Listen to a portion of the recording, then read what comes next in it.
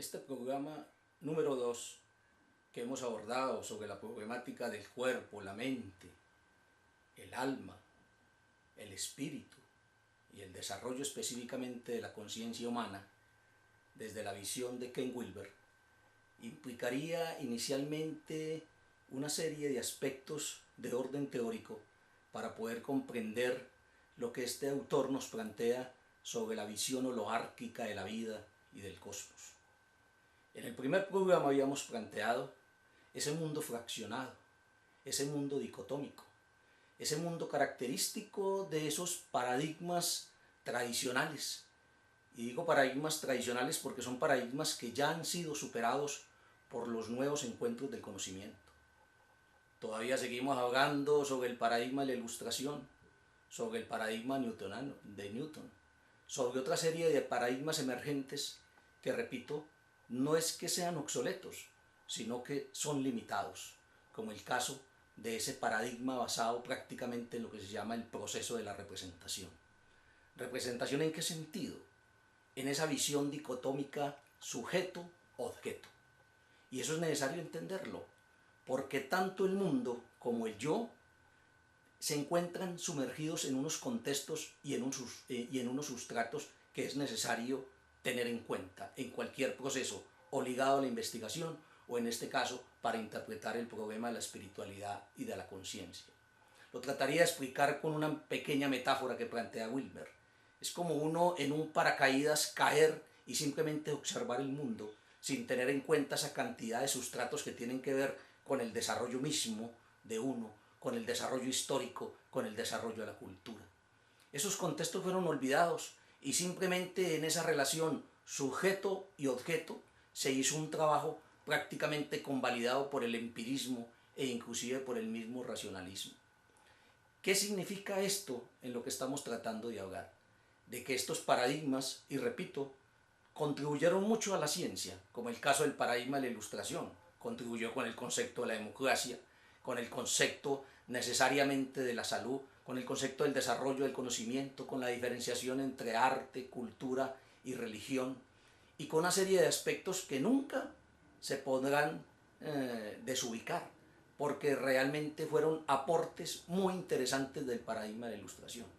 Pero posteriormente aparece un nuevo paradigma que tiene que ver con un modelo filosófico basado en el constructivismo y que también puede hacernos daño, porque todo ahora hablamos en términos de construcción y aparece la nueva moda, construcción social del trabajo, construcción social del derecho, construcción social, como dice Wilber, del intestino delgado. Es decir, todo lo basamos en que si nos apartamos de ese paradigma tradicional y hablamos de constructivismo, debemos resolver el problema.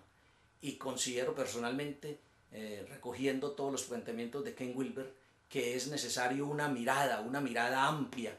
Y no hablo de una mirada holística, porque ya lo habíamos planteado también. Tanto los atomistas cuando ven las partes, como los holistas cuando captan totalidades, a veces cometen errores. Porque habíamos hecho el planteamiento de Koestler sobre que no existen partes y totalidades, sino totalidades parte. Y ese gran concepto de Holón, o sea, entender que el Holón es una entidad que es al mismo tiempo una totalidad y una parte de otra totalidad. Miren ese concepto tan hermoso para poder introducirnos a un nuevo enfoque que basado en principios o generalizaciones orientadoras de muchas de los grandes desarrollos del conocimiento. Y eso fue lo que hizo Ken Wilber, coger planteamientos inclusive de la filosofía perenne, planteamientos de Colbert, planteamientos de Piaget, planteamientos de Derrida, planteamientos de las neurociencias, y empezó a hacer todo un recorrido, todo un proceso cartográfico para poder ver esa visión holárquica del mundo y de la conciencia de una forma diferente. ¿Por qué? Porque si uno recoge planteamientos de todos estos teóricos, de una u otra forma, también utilizaron esa visión de la holarquía, entendiendo la holarquía como una jerarquía de orden creciente de desarrollo natural. Es decir, una holarquía que nos habla en términos evolutivos de que primero fueron las partículas, luego fueron los átomos, luego fueron las moléculas, luego fueron los tejidos, luego fueron los individuos, de los individuos se formaron las familias, de la familia se formó la cultura y de la cultura aparece todo un aspecto relacionado con el concepto de biosfera para entender esa visión desde un punto de vista holoárquico u holístico, pero de una forma un poco distinta.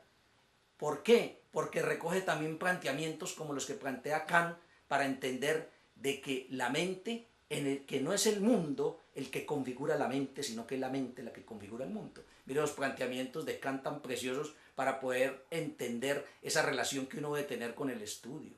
O el mismo Hegel, cuando nos dice de que no se puede concebir la mente sino inmersa dentro de un proceso de desarrollo. Ese es el aspecto que hay necesario entender para podernos introducir a este nuevo paradigma de la conciencia. ¿Por qué? Porque miren, uno no puede estar construyendo las cosas simplemente cartografiando el exterior, como quien dice, este objeto aplico un método científico y llego al conocimiento, que fue lo que hizo el paradigma de la Ilustración, sino que es necesario, repito, mirar estas nuevas formas de concebir el mundo para entenderlo como lo hace maravillosamente King Wilber cuando habla de 4 territorios o de 4 cuadrantes ligados a ese concepto de Olón de que no existen totalidades partes, sino que no existen totalidades o partes, sino todo lo contrario, que existe esa integración entre el sujeto y el objeto para conocerlo. Y eso es lo que él maravillosamente nos presenta con 4 cuadrantes, un cuadrante objetivo del discurso de la ciencia que va desde el desarrollo de las partículas, de los átomos, de las moléculas, de las células procarióticas, de las células eucarióticas, de la cuerda neuronal, de los tejidos más complejos del cerebro reptílico, del sistema límbico para llegar al corte cerebral. O de ese cuadrante de la interioridad humana cuando nos habla de la aprehensión, de la irritabilidad, de las sensaciones, de las percepciones, de las emociones hasta llegar a los conceptos. Miremos ahí simplemente analizando 2 cuadrantes, un cuadrante objetivo del discurso de la ciencia y un cuadrante de la interioridad humana. Pero también está el cuadrante cultural que tiene que ver con el desarrollo de la cultura, desde el pensamiento mágico, arcaico, hasta el pensamiento racional, para luego llegar a un cuadrante, repito, relacionado con lo social, con lo económico. Este es el viaje al cual los invito para el tercer programa. Recuerden de ver mi página web donde hay complementos de esta visión holoárquica, www.ludica.com.co o www.ludicacolombia.com, o toda la serie de videos que estamos haciendo en YouTube Conexión Lúdica, donde pueden observar todos los programas que estamos haciendo, lo mismo que el canal de televisión World TV. Muchísimas gracias.